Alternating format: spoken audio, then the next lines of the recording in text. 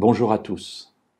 Recevoir un appel de Dieu peut être pour beaucoup d'entre nous quelque chose auquel nous aspirons dans notre existence et on aura un jour l'occasion de réfléchir sur ce que peut être un appel de Dieu.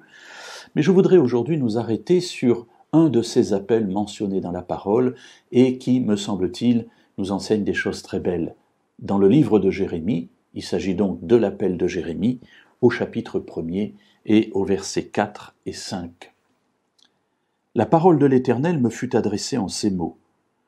Avant que je ne te forme dans le ventre de ta mère, je te connaissais, et avant que tu ne sortes de son sein, je t'avais consacré, je t'avais établi prophète pour les nations. Il y a quelque chose, pour moi en tout cas, de très rassurant dans cette parole. En effet, Dieu parle à Jérémie et lui dit « Avant même que tu n'existes », et il le dit d'une manière très spéciale, avant que je ne te forme dans le ventre de ta mère. Dieu se présente donc longtemps après la création du monde et la création d'Adam et Ève, où c'est lui qui a formé Adam et Ève d'après le texte biblique, eh bien il dit « Je continue à être celui qui forme les êtres vivants dans le ventre de leur mère ».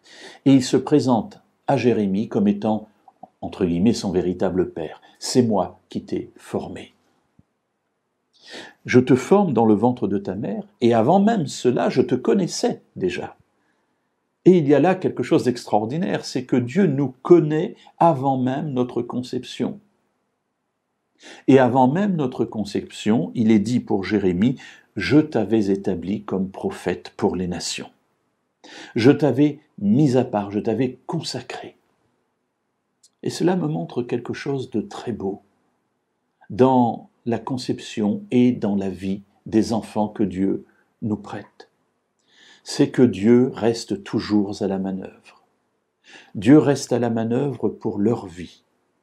Et avant d'être nos enfants, ce sont d'abord les siens. Et ce passage de cet appel de Jérémie me fait prendre conscience que les enfants que Dieu nous donne, en fait, il nous les prête, mais ce sont les siens. Et il a pour eux un plan dans lequel ils rentreront ou pas. Il s'agira de leur liberté.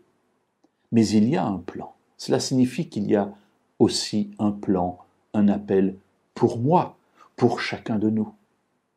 Alors avançons avec confiance et découvrons ce que Dieu a prévu pour nous, parce qu'avant même notre conception, il nous a mis à part pour une mission, pour une place toute spéciale que nous sommes les seuls à pouvoir prendre dans la vie.